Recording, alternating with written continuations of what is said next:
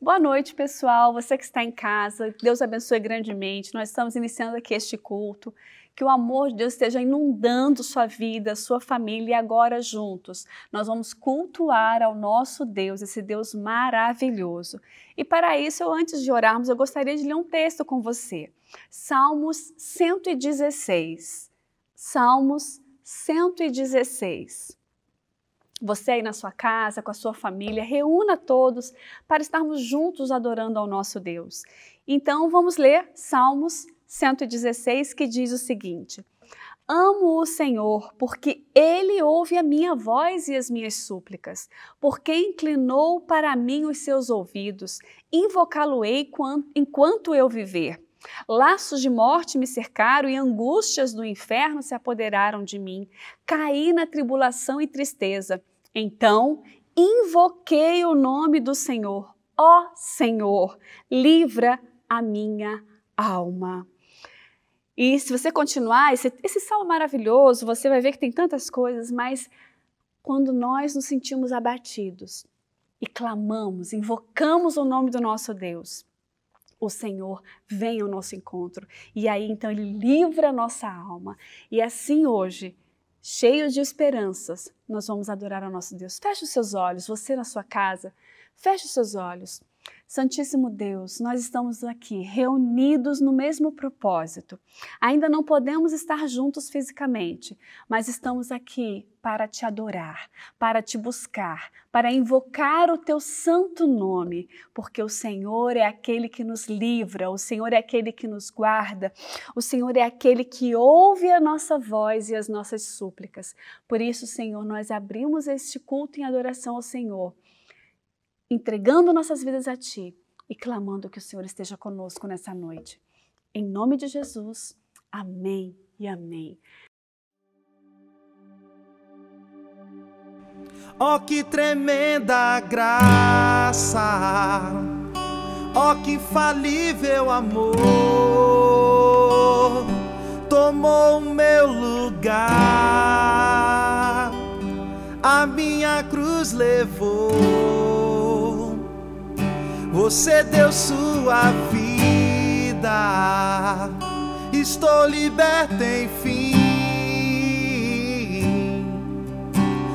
Oh, Jesus, eu canto pelo que fez por mim.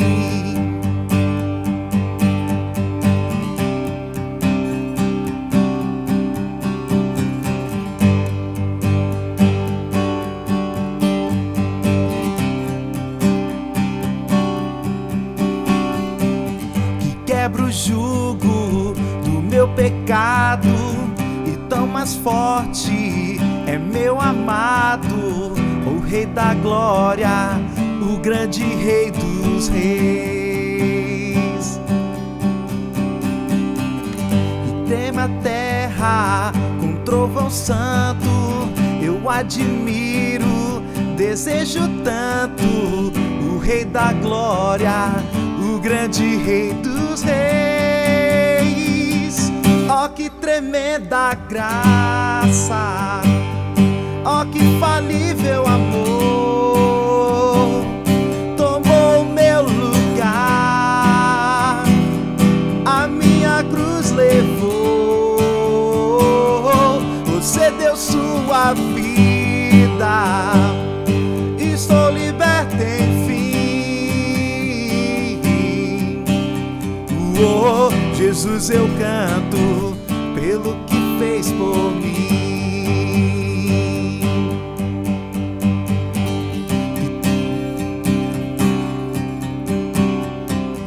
E traz a ordem em meio ao caos, adota o órfão, livra do mal.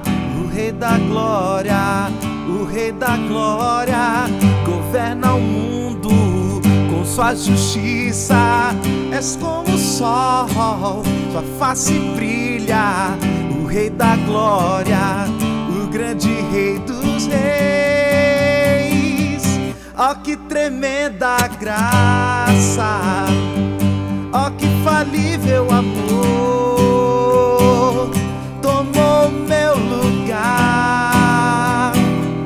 a minha levou, você deu sua vida, estou liberto enfim. Oh, Jesus, eu canto pelo que fez por mim. Digno, Deus, só tu és digno.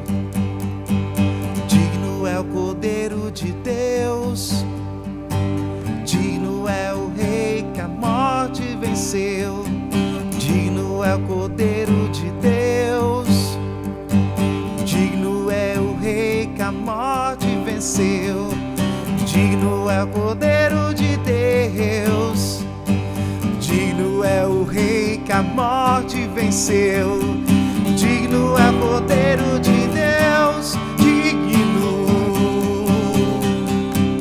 Ó, que tremenda graça, ó, que falível amor, tomou o meu lugar, a minha cruz levou, você deu sua vida, estou liberto enfim. Oh, Jesus, eu canto pelo que fez por mim.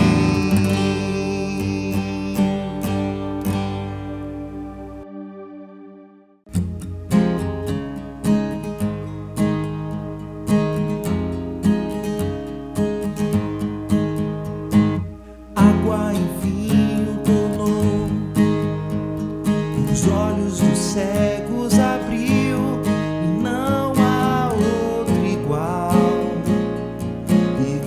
a Deus. Dentro da noite brilhou, cinzas nos fez ressurgir, não há outro igual a Deus. Deus, tu és grande, és invencível, mais elevado que qualquer outro. Tu és a cura, grande poder, nosso Deus, nosso Deus. Deus, tu és grande, és invencível, mais elevado que qualquer outro. Tu és a cura, grande poder, nosso Deus, nosso Deus.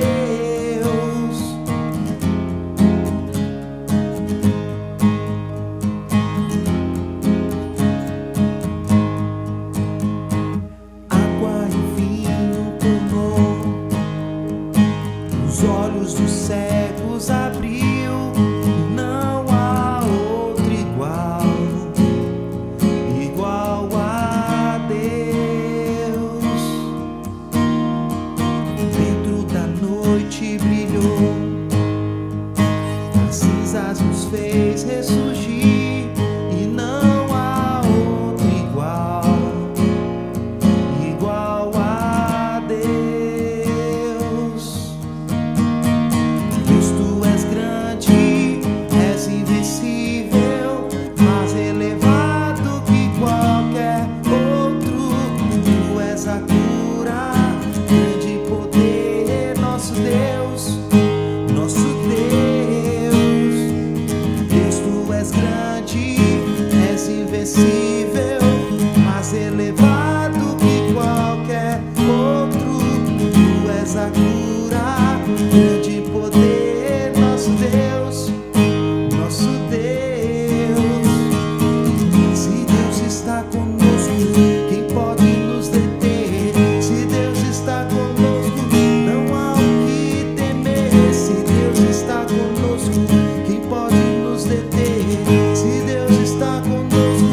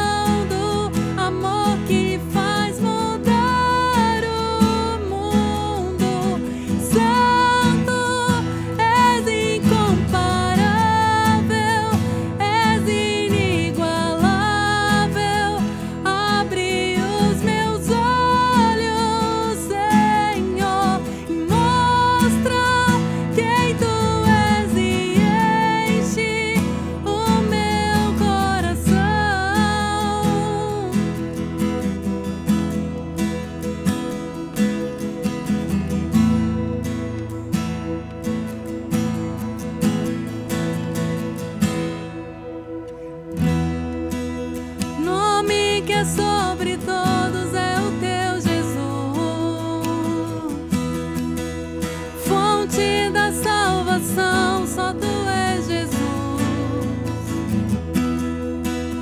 Digno da minha vida, tu és Jesus, ó, eu sou teu. Tu és santo Deus, santo, és incomparável, és inigualável. Abre os meus olhos, Senhor, e mostra quem tu és e enche o meu coração do amor que faz mudar o mundo. Santo, és incomparável, és inigualável. Abre os meus olhos, Senhor, e mostra quem tu és e enche o meu coração do amor que faz mudar o mundo.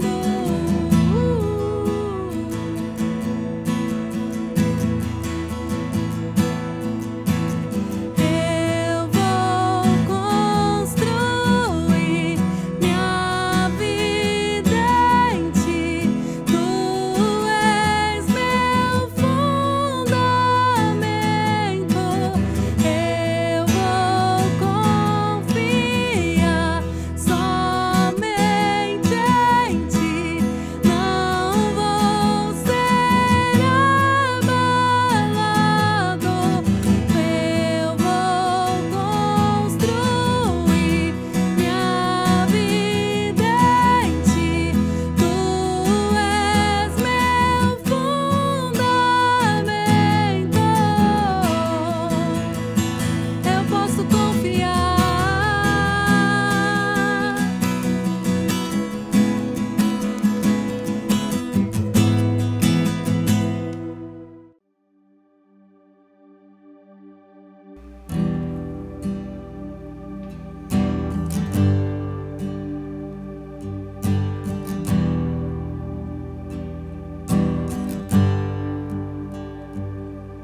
Eu louvo o teu nome,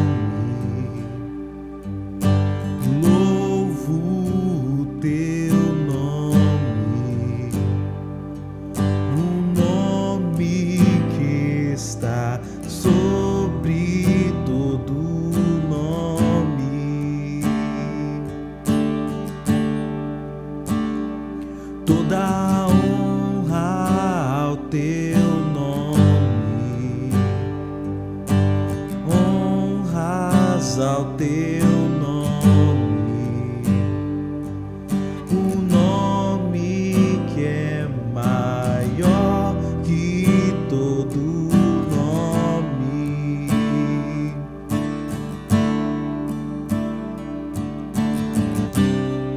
Seja exaltado, seja exaltado, seja exaltado, exaltado, seja exaltado, seja exaltado, seja exaltado, seja exaltado, exaltado.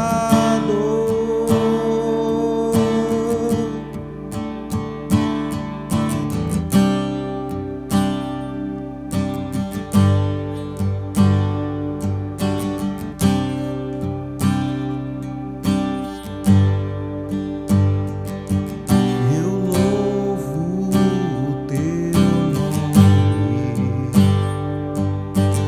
louvo o teu nome,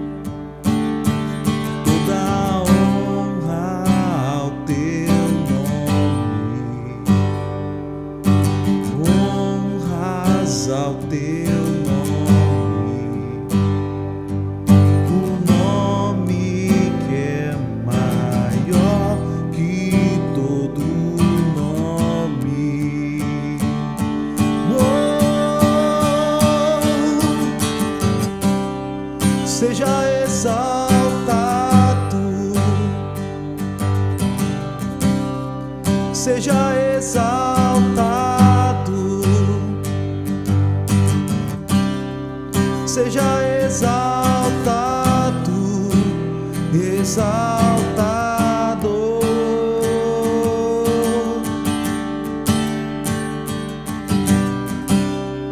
Seja exaltado, seja exaltado, seja exaltado, exaltado.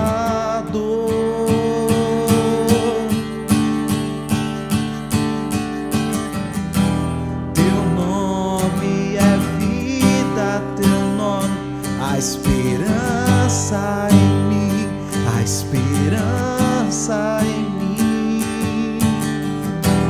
Teu nome é o amor que sempre me encontra, sempre me encontra. Teu nome é vida, teu nome a esperança em mim, a esperança em mim. Teu nome é o amor que sempre me encontra, sempre me encontra.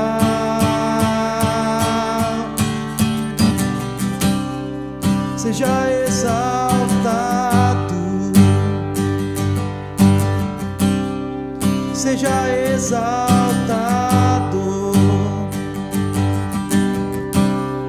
seja exaltado e exaltado.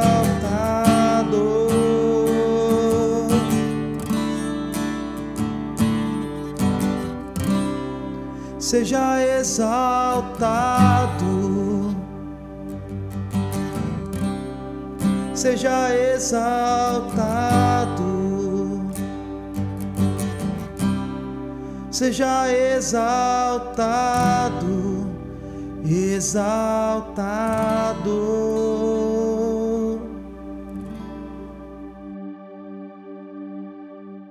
Pai do Senhor, eu gostaria de compartilhar com você uma palavra de dízimos e de oferta que está em Gênesis, no capítulo 4, do versículo 3, que diz assim: aconteceu que no fim de um certo tempo, Caim trouxe do fruto da terra uma oferta ao Senhor. Abel, por sua vez, trouxe das primícias de seu rebanho e da gordura deste. O Senhor se agradou de Abel e de sua oferta, mas de Caim e de sua oferta não se agradou. É interessante que nessa passagem, se depois a gente se aprofundar, se você continuar lendo, você vai ver que Abel e Caim, ambos trouxeram ofertas ao Senhor. E o que isso tem a ver com essa mensagem ou com o que você vai fazer com as suas atitudes? Eu quero te encorajar a ter um sentimento de fé, de adoração, de entrega, de voluntariedade, assim como Abel teve. Talvez você se pergunte por que que Deus não aceitou a oferta de Caim e aceitou somente de Abel. Mas você vai ver que Caim e Abel tinham duas diferenças de forma interna e interior. Ele trouxe ofertas daquilo que ele tinha em abundância, mas o seu coração não estava de forma plena em Deus. O outro, ele trouxe as primícias de seu rebanho, mas tinha um coração de adorador. Ele tinha um coração voluntário. Posso lembrar também daquela viúva que não deu daquilo que sobrava, mas deu tudo o que ela tinha. Eu não estou lhe recomendando a entregar tudo o que você tem, mas eu quero te dar um direcionamento, que você faça isso de forma grata, que Deus possa ministrar o seu coração nesse momento, para você estar ofertando, estar dizimando. Eu creio que tudo que você tem e tudo que eu tenho, nós temos motivos para glorificar o nome de Deus. Seja 2 ou 3 coisas, nós temos motivos para engrandecer o nome de Deus. Então, que você, aqui na tela vai estar aparecendo em algum lugar a conta da igreja, as formas de ofertar, seja na máquina de cartão, seja em transferência. De alguma forma, nós vamos estar te auxiliando a te levar a um momento de adoração a Deus, assim como Abel fez e o Senhor recebeu. Que Deus te abençoe, que Deus abençoe sua casa e te faça prosperar em tudo que você puser as mãos e as plantas dos seus pés. Boa noite, meus queridos, paz do Senhor, como é que vocês estão? Nós vamos passar agora um tempo de a gente estar meditando na palavra de Deus. Se você prestou atenção nas últimas semanas, nós viemos uma sequência falando sobre Jesus, sobre a divindade dele, sobre a humanidade dele. E agora queremos falar sobre a sua missão. Antes de mais nada, eu quero já te convidar a abrir a sua Bíblia em Mateus capítulo 28, versículos 18 até o 20. Vamos ler o que está escrito lá juntos? Diz o seguinte: Jesus, aproximando-se, falou-lhes dizendo: toda autoridade me foi dada no céu e na terra. Ide, portanto, fazei discípulos de todas as nações, batizando em nome do Pai e do Filho e do Espírito Santo, ensinando-os a guardar todas as coisas que vos tenho ordenado. E eis que estou convosco todos os dias até a consumação dos séculos. Vamos orar mais uma vez para então a gente estar passando a reflexão da palavra de Deus. Senhor, em nome de Jesus, Pai, que teu Espírito Santo possa estar nos guiando e nos norteando nesse tempo. Que o Senhor fale conosco e possamos, Deus, compreender as profundidades do teu reino, ou as profundidades que há na missão de Cristo. Pai, fala conosco, é o que te pedimos, em nome de Jesus. Amém. Eu tenho certeza que Deus tem algo especial a falar com você hoje, porque eu creio que a palavra de Deus ela é reveladora e que ela tem algo que você, prestando atenção, você vai conseguir compreender. Por isso, eu já até te peço, mantenha sua Bíblia a postos, porque nós vamos dar uso bastante nela, nós vamos ler bastante textos e eu quero te pedir que você possa estar acompanhando conosco. Esse texto inicial que nós lemos é um texto que todo mundo conhece, um texto que é conhecido por muitos como a Grande Comissão. Grande Comissão porque seria o grande comissionamento, a grande ordem, a grande ordenança, ou seja, como que a gente seria essa conclusão da obra de Cristo. Entenda que esse texto, ele se passa no final do ministério terreno de Cristo, naquele final, na conclusão dessa primeira fase, da primeira vinda de Cristo. Antes de ele ser assunto aos céus, ser elevado aos céus, ele pega, para e tem essa última conversa, esse último diálogo com os seus discípulos. Nesse momento, ele pega e ele explica como se fosse o resumo da sua obra, como se fosse agora, o que vocês vão fazer a partir daqui. Ele pega não somente a sua própria missão, mas ele comissiona aqueles que o seguiam, comissiona aqueles que dariam continuidade à missão que ele iniciou através do seu ministério. Então, mas eu queria dividir essa palavra em duas grandes perguntas chaves. Uma é, qual que é essa missão? E a segunda pergunta é, como cumprir essa missão? A gente não tem como falar da missão sem entender o que é ela, e também não tem como só entender ela teoricamente, mas como torná-la prática. Eu quero, com você, nesse momento a gente poder estar compreendendo isso e meditando nisso. Pensando nessa missão, pensando nisso, Jesus fala da gente pegar e fazer discípulos. Mas para entender esse ir e fazer discípulos, que é já um aspecto mais prático, precisamos entender então qual que é essa missão. A missão de Jesus, para entender ela, eu quero ler com você 1 Timóteo, capítulo 2, versículo 4. Vamos abrir lá, 1 Timóteo, capítulo 2, versículo de número 4. Diz o seguinte, na verdade, a partir do 4 mesmo. O qual deseja que todos os homens sejam salvos. O qual deseja que todos os homens sejam salvos e cheguem ao pleno conhecimento da verdade. Falando que o desejo de Deus é a salvação. O desejo de Deus é a reconciliação. É interessante que a gente precisa entender isso e se você tem assistido também as aulas de maturidade, você tem entendido a compreensão melhor disso também. Entendendo que existe um propósito maior de Deus em toda a sua história. Entenda que nós somos criados, quando a gente analisa os 8 primeiros capítulos de Gênesis, nós vemos que nós somos criados, a humanidade foi criada para quê? Se relacionar com Deus, para ter um relacionamento íntimo e profundo com Deus. Esse relacionamento com Deus, ele é quebrado quando? Quando entra o pecado na humanidade. A entrada do pecado na humanidade gera uma ruptura entre Deus e o homem. Essa ruptura, ela só vai ser consertada de uma forma. Ela só vai ser consertada através da obra de Cristo. Tudo que acontece entre a queda e a obra salvadora de Jesus Cristo e o momento da cruz, tudo aquilo ali são tentativas humanas e frustradas de tentar se reconciliar com Deus. A única forma de reconciliar com Deus, como já foi falado nos domingos anteriores, e se você quiser entender um pouco mais, você assiste aqui as mensagens que ficaram gravadas dos 2 domingos anteriores, você vai conseguir entender um pouco melhor isso. Mas o que eu quero apenas é te lembrar isso, que a obra salvadora de Jesus era a sua missão. A missão de Jesus era reconciliar a humanidade. Por quê? Porque o pecado havia feito essa separação entre Deus e o homem. Eu quero ler outro texto com você que vai ajudar a gente a entender isso melhor também. Lucas capítulo 2. Lucas capítulo 2, Lucas capítulo 19, versículo 10. Lucas capítulo 19, versículo 10. Olha só o que diz Lucas 19, verso 10. Fala aqui, porque o Filho do Homem veio buscar e salvar o perdido. A missão de Jesus era muito clara, e essas aqui são palavras do próprio Cristo. Ele sabia para que ele veio. Ele veio para salvar o perdido. Vamos ler também João, capítulo 3, versículo 16, que diz o seguinte: porque Deus amou o mundo de tal maneira que deu o seu Filho unigênito para que todo o que nele crê não pereça, mas tenha a vida eterna. O propósito de Deus através de Jesus, a missão de Cristo era reconciliação. A missão, então, para Jesus era reconciliar. E qual que é, então, a nossa missão? Mateus 28, 18 a 20 deixa claro. A nossa missão é levar essa reconciliação, é levar essa palavra de salvação de Jesus para os outros, que é o fazer discípulos. E eu quero ler com você, então, Marcos capítulo 16, versículo 15. Vai nos ajudar a entender isso. Marcos 16, versículo 15. Olha lá o que diz.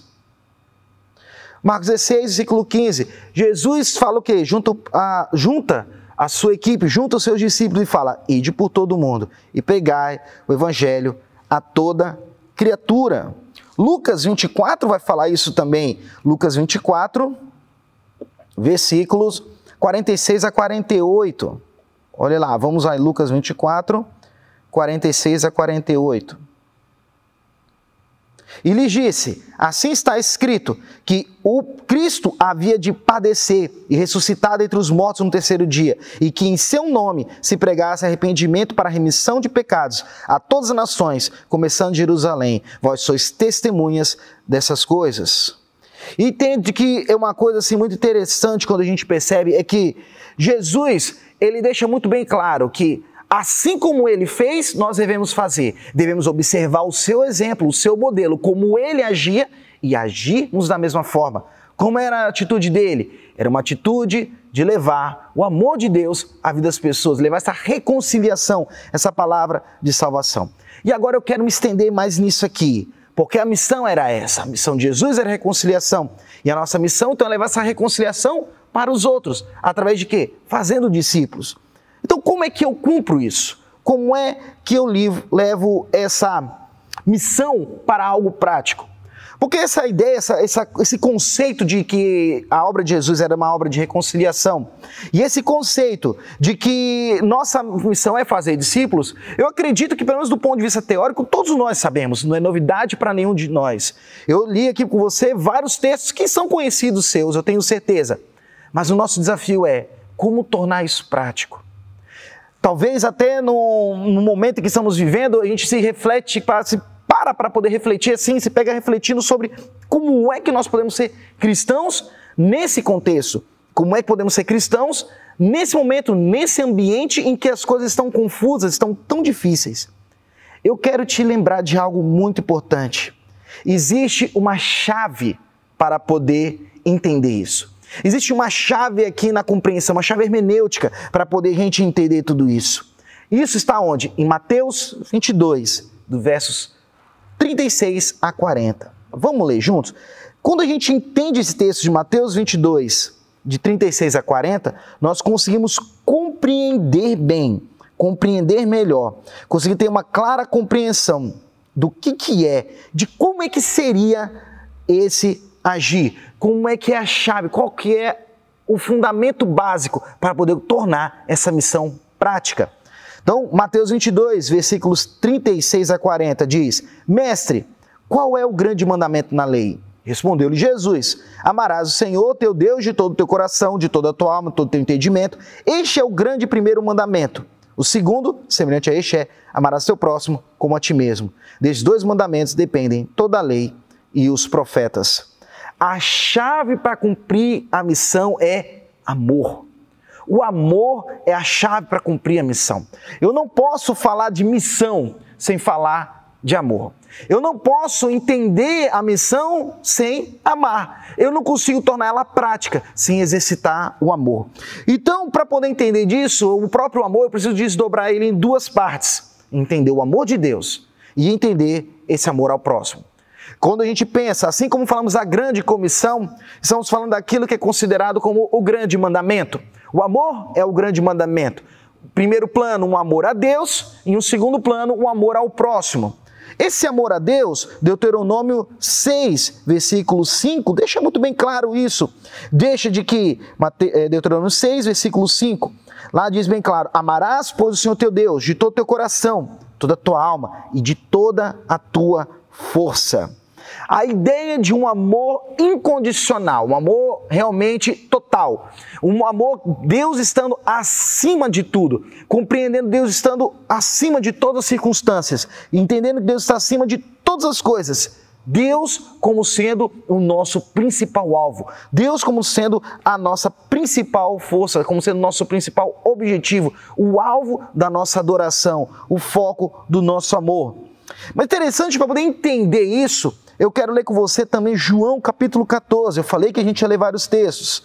Se você não estiver conseguindo acompanhar todos eles, não tem problema, você anota e depois lê com calma. Mas eu creio que você vai ter muita coisa para poder rever aqui e poder estar meditando aqui durante a semana. João capítulo 14, versículo 21 até o 31. Um pouco extenso aqui, mas traz uma compreensão muito profunda. Olha só, esse texto de João 14 é um texto lindo, fantástico, em que Jesus explica muitas coisas sobre quem ele era, e principalmente sobre amor. E olha o que ele vai falar. Aquele que tem os meus mandamentos e os guarda, esse é o que me ama. E aquele que me ama será amado por meu Pai, e eu também o amarei e me manifestarei a ele. Disse-lhe Judas, não Iscariotes, de onde procede, Senhor, que estás para manifestar-te a nós e não ao mundo? Respondeu Jesus, se alguém me ama, guardará a minha palavra, e meu Pai o amará, e viremos para ele e faremos nele morada. Quem não me ama, não guarda as minhas palavras, e a palavra que estáis ouvindo não é minha, mas do Pai que me enviou. Isso vos tenho dito, estando ainda convosco, mas o Consolador, o Espírito Santo, a quem o Pai enviará em meu nome, este vos ensinará todas as coisas e vos fará lembrar de tudo que vos tenho dito. Deixo-vos a minha paz vos dou, não vou lá dou como o mundo a dá. Não se turbe o vosso coração, nem se atemorize. Ouvistes que eu vos disse, vou e volto para junto de vós. Se me amasseis, alegrar-vos-ieis de que eu vá para o Pai, pois o Pai é maior do que eu. Disse-vos agora, antes que aconteça, para que quando acontecer, vós creiais. Já não falarei muito convosco, porque aí vem o príncipe do mundo, e ele nada tem comigo. Contudo, assim procedo, para que o mundo saiba que eu amo o Pai e que faço como o Pai me ordenou. E aí ele fecha falando, levantai-vos, vamo-nos daqui. Esse texto é fantástico. Tem uma outra tradução que fala de que o mundo precisa saber disso. O mundo precisa saber desse amor. Aqui nós temos um muito claro, ele fala, associa o amor a uma obediência. Engraçado que eu mesmo compreendi isso durante muito tempo de uma forma errada, e eu quero te ajudar a compreender isso melhor. Eu sempre entendi que assim, que aquele que tem meus mandamentos e os guarda, este é o que me ama, que o verso 21 fala, como sendo a ideia de que obedecer uma lei mosaica, ou uma lei ritualística, ou viver uma vida em que eu não posso errar nada. Eu tenho que viver uma vida assim, realmente medindo cada passo, cada coisa que eu faço. Mas uma vida assim, uma vida legalista, ela me afasta da graça de Deus. Ela me afasta da graça salvadora de Jesus Cristo. Uma vida em que eu sou pego em uma obediência cega, em uma obediência fanática, ela não me aproxima de Deus, pelo contrário, ela me afasta. Porque quando eu entendo que Deus é esse próprio amor, que Deus é essa manifestação clara do amor através de Jesus, quando eu entendo o poder e o tamanho, a dimensão da graça de Jesus Cristo, eu consigo compreender, eu consigo entender que quanto mais eu amo a Deus, mais eu sou obediente a Ele. Não num aspecto legalista, mas mais eu procuro viver de acordo com os preceitos de Deus, mas eu procuro viver de acordo com os princípios de Deus. A graça, ela me leva a ser fiel a Deus. A compreensão do amor de Deus me leva a amá-lo mais. E porque eu amo, eu o obedeço. Não por uma obrigação legalista, mas por amor. Tanto que uma coisa assim que eu sempre percebo é que o que faz a fidelidade existir dentro de um casamento entre um homem e uma mulher não é necessariamente o peso de um papel, de um documento chamado certidão de casamento, ou a questão material física de se andar com um anel no dedo, uma aliança no dedo. É muito mais do que isso. É um senso de que eu amo tanto a minha esposa que eu não quero vê-la sofrer. É um senso de que eu pertenço a ela e ela pertence a mim e que somos um, de tal forma que quando eu faço algo mal a ela, eu estou fazendo algo mal a mim. É nessa dinâmica nosso relacionamento de amor com Deus, entendendo que eu sou um com Ele e Ele é um comigo. E nessa dinâmica de amor, eu sou fiel a Ele. O amor a Deus, ele se manifesta na obediência, mas não numa obediência legalista, mas numa obediência baseada no amor. Uma obediência baseada em compreender quem Deus é e buscar me relacionar com Ele todos os dias e assim me apaixonar profundamente por Ele. Só que esse amor, ele se manifesta não somente a Deus, mas ele se manifesta, como a gente viu em Mateus 22, também ao próximo. A missão é cumprida porque eu amo a Deus e porque também eu amo ao próximo. Até porque a Bíblia fala que aquele que ama Deus, diz que ama Deus e odeia o seu irmão, na verdade, ele não ama Deus, ele é mentiroso. Temos que entender isso. É interessante porque esse próprio texto aqui, que nós lemos, João 14, na versão da nova tradução da linguagem de hoje, vai dizer que o mundo precisa conhecer isso. A evolução aqui, a sequência do texto, nos leva a compreender isso. Jesus deixando claro que as pessoas precisavam compreender aquilo. Ele, pelo seu exemplo, ele nos ensinou e queria que levássemos esse amor que ele tinha a Deus e que ele tinha às pessoas para outros compreenderem. Para que outros pudessem viver, era necessário que ele se entregasse. Para que outros possam viver a vida de Cristo, é necessário que nós nos entreguemos nisso também. Eu quero entender com você, então, como é que funciona essa dinâmica desse amor ao próximo. Eu posso desdobrá-la em duas atitudes. Existem duas palavras-chave para poder nós entendermos como é que funciona a manifestação desse amor ao próximo. A primeira delas é empatia e a segunda é entrega. Esses dois E's é que fazem a gente entender como é que eu devo amar o próximo. O amor ao próximo ele é manifestado através de empatia e através de entrega. Que empatia é essa? Eu quero ler aqui com você 1 João, capítulo 4, versículo 8. 1 João capítulo 4, versículo 8 é um texto que acho que todos nós conhecemos, que ele fala aqui: aquele que não ama não conhece a Deus, pois Deus é amor. Aquele que não ama não conhece a Deus, porque Deus é amor. A essência de Deus é amor. Se a essência de Deus é amor, se o que faz ele ser Deus é justamente ele ser um Deus amoroso, um Deus que vive e manifesta o seu amor, isso acaba gerando uma ideia seguinte: quanto mais eu me relaciono com Deus, mais eu amo. Mas eu amo a Ele, e por amá-lo e por me relacionar a Ele, eu vou entender o que está no coração de Deus. E o que está no coração de Deus? Amor pelas vidas, amor pelas pessoas. O propósito eterno de Deus, como a gente falou no início dessa mensagem, era ter um relacionamento com a humanidade. Desde o início, fomos criados para nos relacionar com Deus. E assim, da mesma forma como Deus quer se relacionar conosco, nós devemos também nos relacionar com os outros.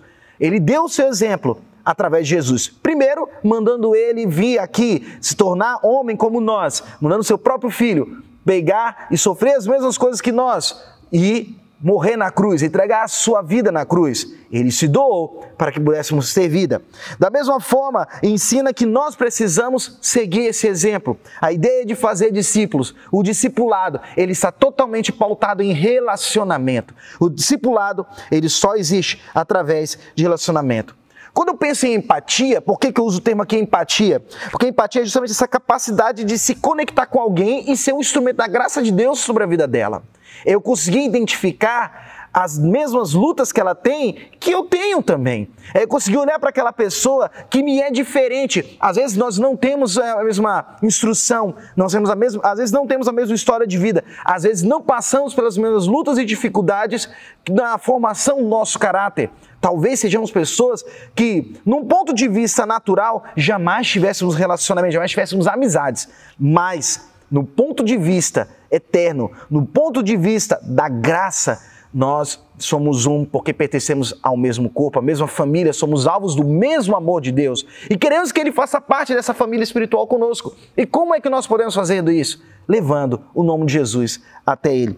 Mas aí como é que eu penso? Como é que manifestou-se esse amor ao próximo através da vida de Jesus? Jesus, Ele discipulou pelo exemplo. Jesus formou discípulos pelo exemplo. Jesus se importou com cada um deles. É interessante porque ao longo da caminhada de Jesus, todas as vezes em que vemos Cristo mostrando, andando com eles, se aproximando das pessoas que seriam seus seguidores, Ele vai ao encontro deles. Ele não são os discípulos, os apóstolos, não foram pessoas que foram atrás, era Ele que ia até essas pessoas. Você perceba aqui uma coisa, né? Pedro e André, eles estavam pescando. Jesus vai ao encontro deles quando eles estavam pescando e fala com eles. E Jesus vai ao encontro daqueles que viriam a ser seus seguidores. Nós, da mesma forma, devemos ir ao encontro daquelas pessoas que são diferentes de nós, mas que estão sem Cristo e que precisam ser alcançadas por esse amor. Quando eu penso nessa empatia, eu penso no discipulado de Jesus Cristo. Eu penso em como que Jesus agia, como que Jesus se portava. É interessante porque quando a gente olha realmente dentro dessa dinâmica relacional de Cristo, a gente acaba voltando para João capítulo 14. Agora lendo os versículos anteriores aos versículos que nós lemos de 21 a 31, mas a gente volta um pouquinho. Ali no versículo 15, a gente começa a perceber, olha só o que Jesus fala: se me ameis, guardareis meus mandamentos. E eu rogarei ao Pai, e Ele vos dará outro Consolador, a fim de que esteja para sempre convosco. O Espírito da verdade, que o mundo não pode receber, porque não vê, nem o conhece. Vós o conheceis, porque Ele habita convosco e estará em vós. Olha só o 15. Se me amais, guardais os meus mandamentos. A perspectiva aqui de guardar mandamentos não é o guardar o mandamento da lei mosaica, mas Ele já tinha falado isso. Qual é o mandamento? Ele falou como é que se resumia todo o mandamento? Amar a Deus e amar ao próximo. Como é que nós podemos dizer que amamos a Cristo, queremos ser seus seguidores, se nós não amamos a Deus e não amamos pessoas? Então, nessa perspectiva aqui, eu preciso entender como é que funcionava esse amor de Jesus às pessoas. Perceba que no caminhar de Jesus, o seu discipulado se manifestou de duas formas, em caminho e em mesa. Perceba que todo o tempo ele estava caminhando com pessoas e vivendo a vida plena do relacionamento com Deus e manifestando sinais e milagres. E num outro plano, nós vemos ele também andando com pessoas, mas também sentando à mesa com elas. A mesa é a ideia de intimidade, é a ideia de abrir as portas da sua vida para receber alguém. Jesus sentou à mesa com pessoas que eram consideradas criminosas aos olhos dos judeus, pessoas que eram consideradas impuras, pessoas que eram consideradas impróprias, indignas de poder um dia ter um relacionamento com Deus, aos olhos legalistas, mas aos olhos da graça, aos olhos de Cristo, eram pessoas que podiam estar com Ele. E assim Ele, por quê? Porque Ele se importou com eles, Ele teve empatia com eles, Ele se conectou com eles. E assim nós precisamos fazer também. A empatia, se importar com a pessoa, ela não é suficiente se não houver esse segundo aspecto do amor ao próximo, que é a entrega. Eu só consigo viver um amor pleno por Deus, eu só consigo viver um amor pleno ao próximo se houver entrega. Eu creio que você já ouviu que a palavra amor, ela possui algumas acepções, algumas traduções que são feitas para o português de uma forma errada. Na verdade, o amor no grego teria 3 palavras que seriam traduzidas para o português como amor. A palavra ágape, filéu ou filos, né, e eros. A ideia de eros seria uma ideia de um amor entre homem e mulher, um amor algo mais físico. A ideia de um amor filéu ou filos, algo de um relacionamento de amizade, de companheirismo, mas o amor ágape, a ideia de agapau, é a ideia de uma entrega, de uma totalidade. É a ideia de empenhar sua própria vida para demonstrar, para cuidar, para preservar, para amar aquela pessoa. A gente consegue perceber isso com aqueles que têm filhos, quando a gente percebe o amor de uma mãe por um filho. Sabemos que uma mãe se jogaria na frente de um carro para poder proteger a vida do seu filho. Sabemos que uma mãe daria a própria vida para que seu filho sobrevivesse. Isso é um amor ágape, é um amor de entrega, um amor sacrificial, um amor de totalidade. O que Jesus espera de nós não é nada diferente disso. Interessante, olha só, porque ele agiu assim conosco também. Presta atenção, tem um texto de Efésios capítulo 5 que ele costuma ser mal interpretado, né? Limitada a sua interpretação, mal interpretado não. A leitura literal dele é de clara compreensão, mas muitas vezes a gente limita essa compreensão a apenas um aspecto, que seria o aspecto de relacionamento entre marido e mulher, entre esposa e esposo. Porque o Efésios 5:25, ele diz: maridos, amai vossa mulher, como também Cristo amou a igreja e assim mesmo se entregou por ela. Normalmente as pessoas só pegam o seguinte: olha, você está vendo, né? Você precisa amar a sua esposa de uma forma de entrega total. Só que a gente esquece de um aspecto importante. Porque quando a gente olha o contexto todo disso aqui, ainda que ele se dirija a um aspecto familiar, nós percebemos que Paulo aqui, ele também está deixando muito claro e reafirmando o papel de quem é Cristo para nós. Cristo é o nosso noivo e nós, igreja, somos a noiva de Cristo. A ideia de que Cristo, ele deixa muito claro aqui, revela não somente como deve ser a dinâmica de um relacionamento homem e mulher, mas revela como é a dinâmica do nosso relacionamento com Cristo. Relacionamento de quê? De que ele deu a sua vida por nós. Ele deu a sua vida por nós, ele se entrega como um todo. Então nós somos a sua noiva.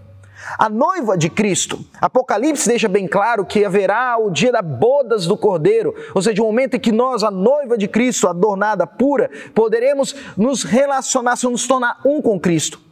Só que a totalidade da igreja de Cristo, ela é composta de pessoas, ela não é composta só de mim, mas é composta de uma coletividade de pessoas. E como que isso acontece? Quando eu e você levamos outras pessoas ao senhorio de Cristo. Nós devemos ser instrumentos do amor de Deus, para levar outras pessoas a se tornarem noiva de Cristo, porque Ele se entregou por nós. Então nós também devemos nos entregar para que outras pessoas possam ter essa vida de Cristo também. Também quando a gente para poder perceber isso, quando a gente olha aqui um texto que é muito importante a gente entender essa dinâmica, é o texto de Atos capítulo 1, versículo 8, que eu quero ler com você também. Atos capítulo 1, versículo 8. Atos 1:8 então vai dizer: mas recebereis poder ao descer sobre vós o Espírito Santo e sereis minhas testemunhas, tanto em Jerusalém como em toda a Judéia e Samaria, até os confins da terra. A ideia aqui desse poder, a ideia de que para cumprimento dessa missão, de poder levar de gerar essa empatia, de haver essa entrega, ela precisa haver um revestimento do Espírito Santo. O Espírito Santo nos capacita para o cumprimento dessa missão. Como? Ele fala de um poder. Esse poder aqui é a palavra conhecida, o tal do dunamis, tão conhecido, tão falado por aí. Mas o que é esse dunamis? É um poder, uma energia em potencial. A ideia de que temos uma grande força dentro de nós, que é o Espírito Santo. Mas como que isso se torna algo prático? Porque a gente se prende, normalmente, quando lê esse texto, a essa ideia de poder. Mas o texto ele fala e dá continuidade de ser o quê? Esse poder recebido para ser testemunha. O que é essa testemunha? No grego, testemunha aqui é martuso, a ideia da raiz da mesma palavra Marte.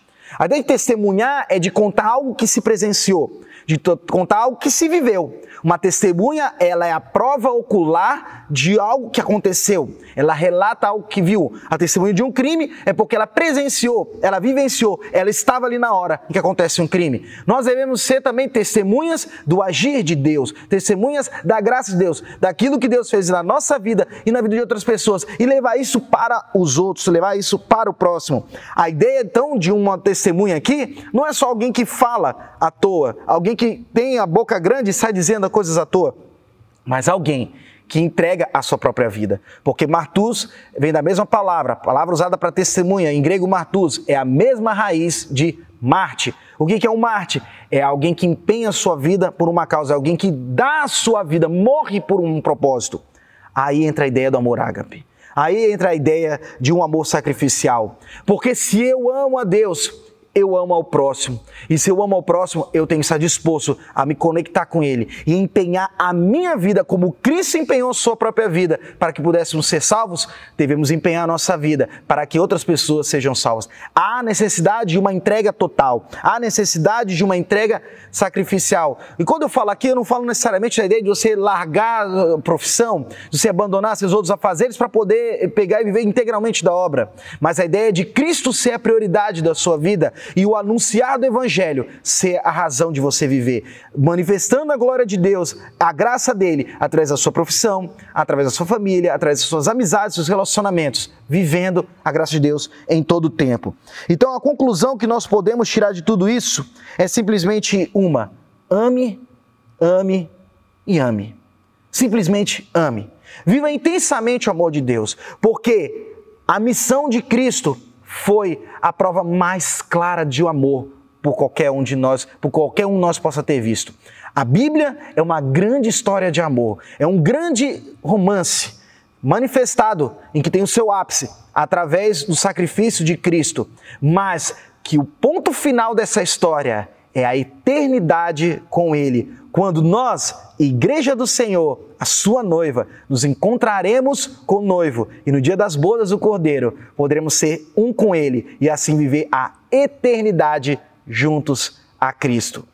Viva o amor de Deus de uma forma prática e assim leve Jesus a ser conhecido a toda criatura. Amém? Vamos estar orando para que o Senhor possa estar ministrando essa palavra no nosso coração. Senhor, em nome de Jesus, eu te peço, Deus, que tudo isso que nós falamos, sabemos que são palavras profundas, palavras que o Senhor tem para ministrar o nosso coração. Então que o Senhor possa estar trazendo revelação dela, fazendo com que o Teu Espírito Santo nos dê a plena compreensão, de tal forma que possamos, Deus, tornar isso tudo prático. Não viver um amor teórico, mas um amor vivenciado diariamente, na prática, todos os dias, manifestando o amor de Cristo a toda criatura. Senhor, nos ajuda a viver isso na sua plenitude, Deus. Em nome de Jesus. Amém. Amém. Obrigado por estar conosco até agora, nesse momento, investindo o teu tempo em algo tão extraordinário. Você poderia ter escolhido alguns lugares para estar, mas escolheu servir ao Senhor conosco aqui na Igreja do Areal, participar dessa live. Que as ricas bênçãos do Senhor permaneçam sobre a sua vida, que o cuidado dele se estenda sobre você, sobre a sua casa, sobre tudo que você é, que tenhamos uma semana de boas notícias, que sejamos guardados pelo Senhor prioritariamente, que você possa guardar o seu coração em meio a tantas informações, a tantas coisas acontecendo, que você possa guardar a sua alma, o seu coração, a sua mente nas promessas de Deus, pautados naquilo que Deus tem para você. Eu quero orar com você e impetrar a bênção apostólica. Logo no final estará aqui o planejamento da igreja nessa semana, as coisas que vão acontecer. Ouça, veja o que acontece na segunda, terça, quarta, durante a semana. E eu sei que se você participar conosco, há de crescer espiritualmente e o nome do Senhor há de ser glorificado na tua vida diante daquilo que Ele tem sobre você, um propósito extraordinário. Vamos orar? Pai, muito obrigado pelo teu cuidado, que tenhamos uma semana debaixo da tua presença. Guarde as nossas emoções, guarde o nosso coração, nossa espiritualidade, que por meio da palavra sejamos edificados, que por meio de devocionais possamos crescer, por meio da adoração, que temos acesso à tua presença de louvor ao Senhor, que tenhamos, ó Pai, uma semana também aos teus pés, porque nós temos um privilégio como igreja de acessar ao Deus extraordinário. Por isso, ó Deus, recebe nosso louvor, nossa gratidão e se manifeste a nós essa semana, trazendo graça, favor e cuidado sobre nossa casa, sobre nossa família, sobre tudo que faremos, em nome do Teu Filho Jesus. Amém e amém. Que o amor de Deus, o nosso Pai, a graça redentora de Cristo Jesus, a comunhão e as consolações do Espírito Santo de Deus seja conosco agora e para sempre. Amém.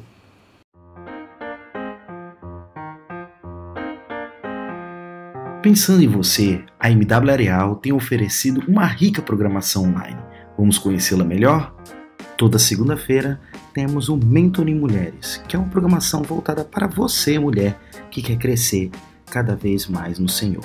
Todas as segundas, no canal Verlane Ribeiro Oficial.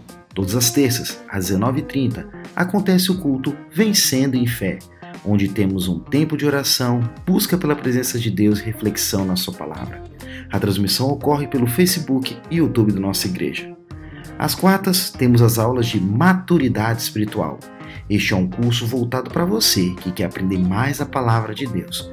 Todas as quartas, às 19h, no YouTube do pastor Swami Otto.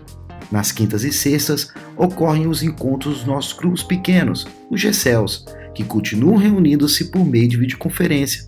Procure um dos nossos líderes e saiba melhor os horários e plataformas das reuniões. Aos domingos, às 18h30, temos o nosso culto de celebração, um tempo de estarmos reunidos como família, cultuando ao nosso Deus, com transmissão pelo Facebook e YouTube. Não fique por fora de nada do que acontece na nossa igreja. Acompanhe nossas redes sociais do Facebook e Instagram para saber mais informações. Continuamos sendo igreja, continuamos sendo a MW Areal, vivendo o amor e o cuidado em Cristo.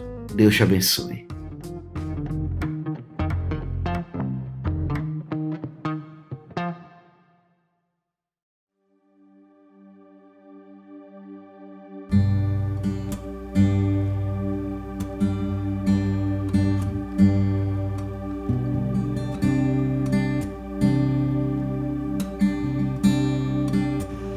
Compreendo os teus caminhos, mas te darei a minha canção, doces palavras te darei, me sustentas em minha dor.